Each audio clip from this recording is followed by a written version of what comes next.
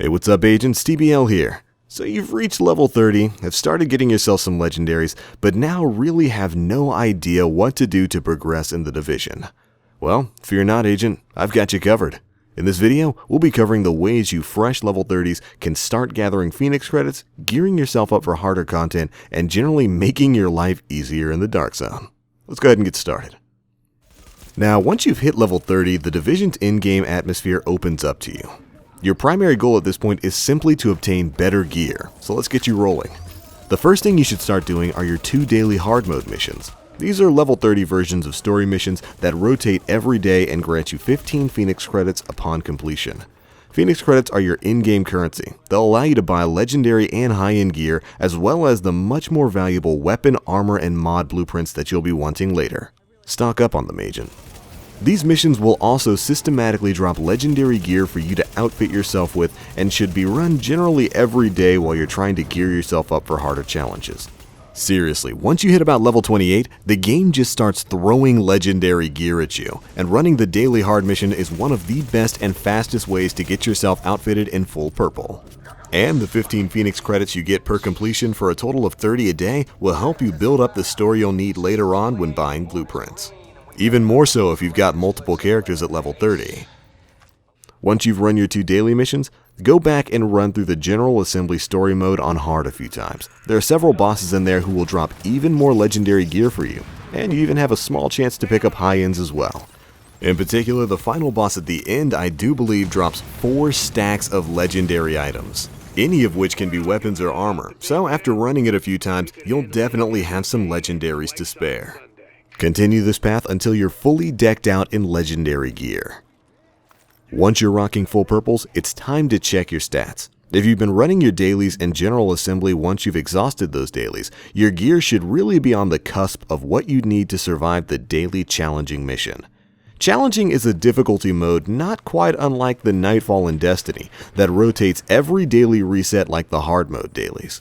It puts you up against level 32 elite enemies who are far more difficult to take down than normal, but can grant you up to 50 Phoenix credits upon completion, 30 for completing the run, and 20 if the mission is also the daily challenging mission, meaning you can actually farm these missions once you've completed them once. You'll also get a guaranteed high-end drop at the end, but before you can take these on, you'll generally want to hit a certain stat level. Now, this stat floor changes depending on who you talk to, but in my experience, these are really the minimums in which I was able to handle a challenging mission. At least about 70k DPS, 60k health, and 15k electronics. Once you've reached those minimums, you're really ready to give challenging a go. Make sure you matchmake for it though. You do not want to run these solo. So now that you've reached the minimum stats required for challenging, you're going to want to acquaint yourself with the Lincoln Tunnel challenging mission. Now, most people are currently running it due to just how easy it is when you're properly geared and have a good perk setup, so it's likely that you'll be carried through your first few times.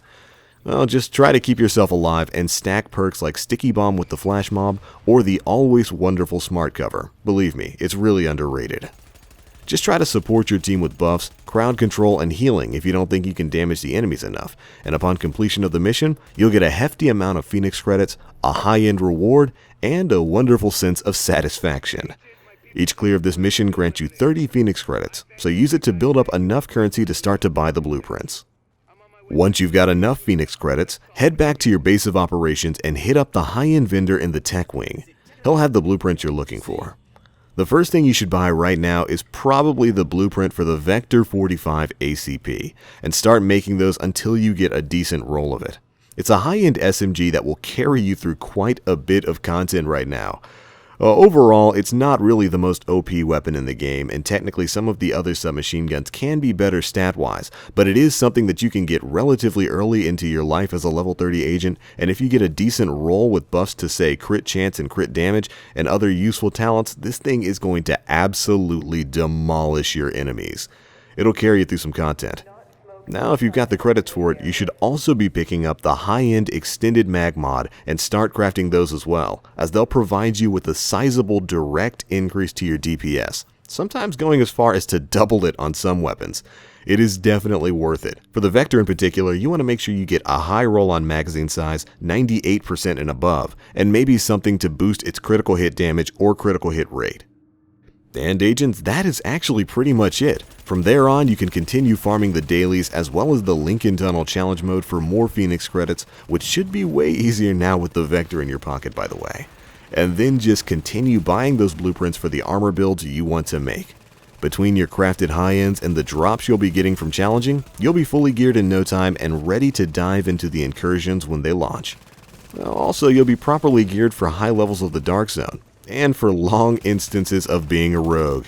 You know, if that's your thing.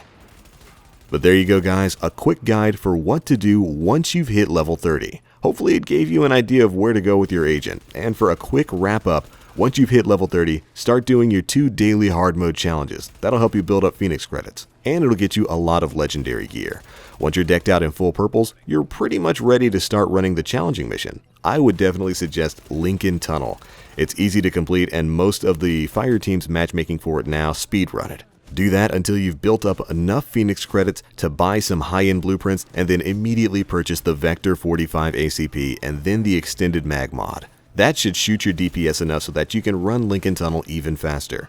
Get back to grinding it, build up more Phoenix credits, and start buying blueprints for the armor builds that you want to make. Then, you're pretty much ready for everything else the Division has to offer. But alright, that's it for this one, guys. If you've got any tips of your own, be sure to leave them in the comment section below. Hope this guide helped you. But I'm out for now, and as always, I am TheBlackLink. You agents stay frosty out there.